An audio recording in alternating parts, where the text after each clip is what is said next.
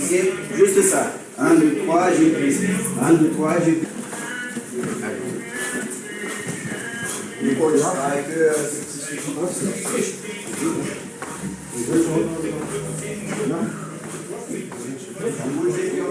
Quelle est la meilleure façon d'implémenter des takedowns aujourd'hui dans ton jiu-jitsu brésilien? C'est quoi le mieux entre John Danaher, par exemple, et Jeff Jordan? Lequel des deux faut-il choisir pour implémenter rapidement du bon jeu debout? Non, juste Bonjour, je suis Jean-Serge Moulouba, le spécialiste de tes relations plus épanouies au quotidien. Lors du championnat d'Europe de jiu-jitsu brésilien IBJJF à Rome, il y a un certain Victor Estima qui disait dans son interview avec Flow Grappling que certes le niveau du jiu-jitsu brésilien en Europe était assez primaire, était assez encore sous-développé, c'était son propos, mais que voilà, il y avait de bonnes choses qui se faisaient et que la tendance était à révéler de plus en plus de bons athlètes de part et d'autre de l'Europe. Quand on pense qu'avec cela, à l'intérieur du jiu-jitsu brésilien, il y a des poches qui demandent d'être développées, notamment les emmener au sol, comme ça a été le cas par le passé pour les leg locks, etc. Eh bien, on peut dire que si en Europe, le jiu-jitsu reste encore primaire ou quelque peu confidentiel, alors l'aspect amené au sol est assez balbutiement. Et la plupart du temps, lorsqu'on veut introduire des amenés au sol dans les cours, c'est simplement une technique par-ci, une technique par-là, ça va être un double leg, ça va être un single leg, et puis on va essayer d'échafauder comme ça des takedowns sans réellement avoir une approche systémique, une approche globale, pointue, qui puisse donner des outils réellement pérennes aux athlètes. J'ai noté pour la vidéo les 4 points. Les 4 points, ça c'est. J'aimerais les voir. En discutant avec Jamel à l'entraînement, je lui faisais comprendre dans le cadre de l'expérimentation des idées au boxing squad, comme je l'ai mentionné déjà dans d'autres vidéos, je lui disais qu'on avait pour la lutte 4 pas à apprendre pour les différents types d'attaques d'emmener au sol. Les 4 pas en question sont donc le Knee Over Toes Penetration Steps, qui est celui qu'on répète souvent le plus, que l'on voit souvent le plus pratiqué à l'entraînement, que ce soit en drill, etc. Mais on a aussi les autres que sont Inside Knee Drop, Outside Step. Ensuite, le troisième qui est Double Knee Drop, Penetration Steps. Et ensuite, le dernier qui est Angle Drop, Drastic Direction Change pour les Penetration Steps. Avec ces 4 types de Penetration Steps, on a le High Crotch, on a le Single Leg, Double Leg et toutes les combinaisons qui peuvent émaner de ces différents pas. Alors, pour évoquer ça de façon beaucoup plus précise encore, j'aime bien les enseignements de John Danaher avec son système Feet to Floor dont j'ai déjà parlé, qui est extrêmement bien mené. Et par la suite, bien entendu, j'ai aussi plongé dans l'univers de la lutte en rencontrant énormément d'experts, parce que la lutte a cet avantage d'être là depuis tellement longtemps que les choses sont ficelées, carrées et très très bien organisées. Donc il y a beaucoup d'experts très brillants qui partagent le savoir de façon assez précise. Pourquoi John Danaher d'un côté et Jeff Jordan de l'autre? Tout d'abord, ce sont deux personnages qui sont très intéressants, très touchants. Des personnages qui partagent ceci en commun, qu'ils ont eu tout au début le même rêve, à savoir celui d'être le tout meilleur coach dans leur domaine respectif au niveau mondial pour John Danaher et au niveau américain pour Jeff Jordan, qui voulait être le meilleur coach qui soit en matière de lutte, et John Danaher qui voulait être le meilleur coach qui soit en matière de jiu-jitsu brésilien. Ensuite, high cross lip swim technique, hit it. Under up, throw it up to the inside single, fake it on football tackle, hit it. Mick, inside tie, elbow bind, head inside, chase the ankle, hit it. Rock double elbow bind, head inside, cutback, hit it. Mick post, head outside, rotate double, hit it. High cross, fake it up, power lift, rock, hit it, sky Mick. Ce sont deux personnages qui manient très précisément l'art de la détermination et la désignation en termes de technique, en termes de concept, en termes de principe, et c'est très agréable de pouvoir à la fois écouter leurs enseignements et aussi s'en inspirer. Un autre point qui les rapproche également est celui de parler de ces concepts dans un certain ordre. Il y a une hiérarchie dans les concepts et une façon de les exposer qui permet de les intégrer de façon cohérente. Alors, avant d'aller en profondeur avec l'approche de Jeff Jordan et l'approche de John Danaher, je tiens à préciser que je ne me suis pas trop attardé sur le judo, bien qu'il y ait de bons spécialistes, qu'il y ait aussi beaucoup d'athlètes qui utilisent les techniques de judo. Je trouve personnellement qu'elles sont en général beaucoup plus longues à mettre en place, beaucoup plus longues à assimiler. C'est aussi l'avis des experts, en tout cas pour la grande partie des techniques dites judo. Et en même temps, c'est vrai que les règles du judo ont tendance à privilégier ce Shizentai, cette posture très droite qui expose assez dangereusement les jambes à l'adversaire. Donc, John Danaher nous dit ceci.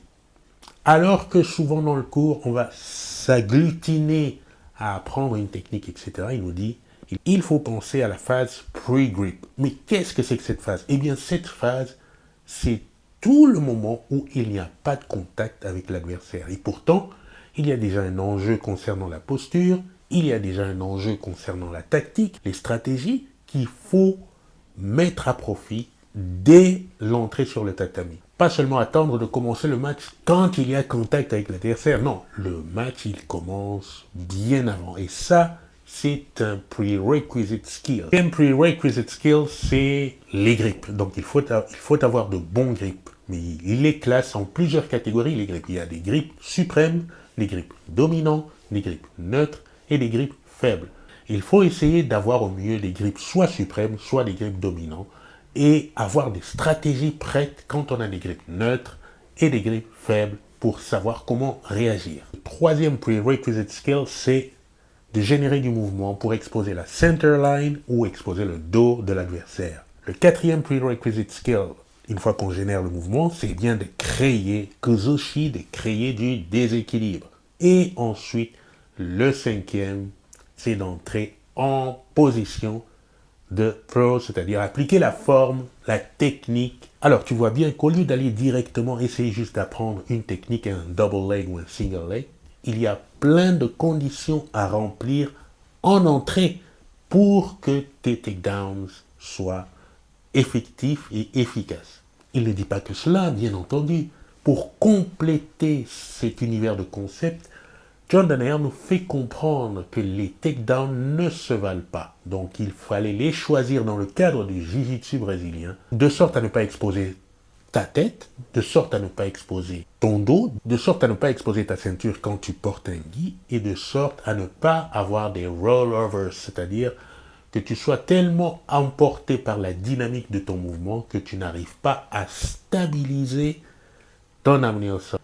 Alors quand on voit d'un côté les conditions à remplir pour de bons takedowns, et que de l'autre côté on voit ce que sont de bons takedowns dans le jiu-jitsu brésilien, on comprend qu'il y a réellement des précautions à prendre pour que l'entraînement orienté takedown soit très efficient. Alors voyons voir ce que Jeff Jordan nous dit par rapport aux takedowns d'un point de vue lutte. Il nous dit ceci, qu'il y a des takedowns qui marchent bien et même très bien contre des partenaires. Tu peux te servir de ces takedowns-là contre des partenaires qui sont bien, qui sont d'un bon niveau, mais ces mêmes takedowns ne marcheront jamais contre les good guys. Et en ceci, d'ailleurs, ils partagent le même point que John Danaher. Ils disent qu'il faut toujours essayer de faire les choses en référence à des partenaires d'excellence, des partenaires au top niveau mondial. Est-ce que cette technique marcherait contre un good guy? Est-ce que cette technique marcherait contre un partenaire excellent? Si c'est le cas, eh bien c'est ça qu'il faut pratiquer. Si ce n'est pas le cas, il faut mettre cette technique de côté. Mais à quoi est-ce que l'on voit qu'une technique marche contre un partenaire d'excellence? À quoi est-ce qu'on le voit? Pour les takedowns notamment. Alors une bonne défense, c'est évidemment quelque chose de très important, très bien implémenté dans le système du wrestling. On voit dans le wrestling ce qu'on appelle le mat work ou alors le bottom work, qui est très bien ficelé. Beaucoup de mobilité de gestion de poids avec des termes techniques très précis pour les changements de direction, changements d'orientation, de pression, recomposition de base. Grosso modo, pour une technique efficace de haut niveau, il faudrait toujours avoir de très bons setups. Il faudrait avoir donc la technique en elle-même, mais surtout aussi des bons finishes ou des follow-ups. La façon de Jeff Jordan d'illustrer les prerequisite skills concernant donc les takedowns, c'est de parler en numéro 1 de stance, la posture. La posture, always be in good position. Toujours être dans une très bonne posture, stance. Après, il parle du contact en deuxième position, et le contact pour lui, ce sont les ties. Ties, c'est inside ties. Et ensuite, il parle du mouvement, motion. Push-pull and circle back. Ceci pour générer de la réaction du partenaire. La réaction du partenaire qui va occasionner des opportunités. Opportunités qui vont donc impliquer les shots. Shots and finish.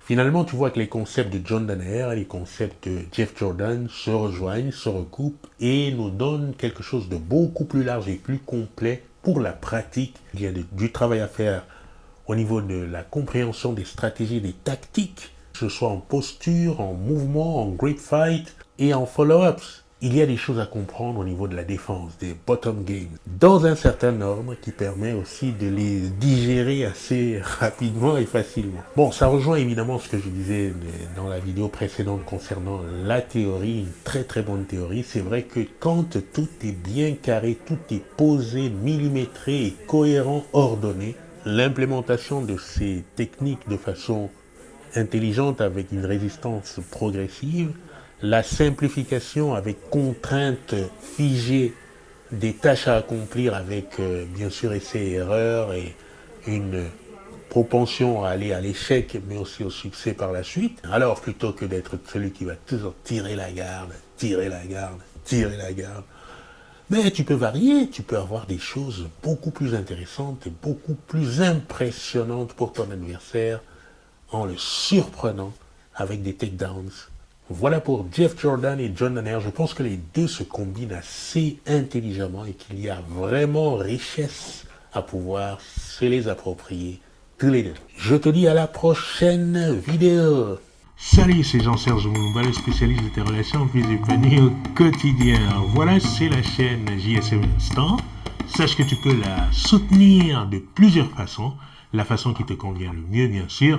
Le moindre soutien sera très très apprécié. Tu as PayPal, tu as la boutique, tu as aussi le Tipeee. Tu peux faire un don qui te convient et ça sera le bienvenu. Et je t'en remercie d'avance. Tu peux aussi, évidemment, partager les vidéos autour de toi, partager le contenu à des personnes pour lesquelles tu penses que ça peut être très utile. Voilà, je te dis à la prochaine vidéo.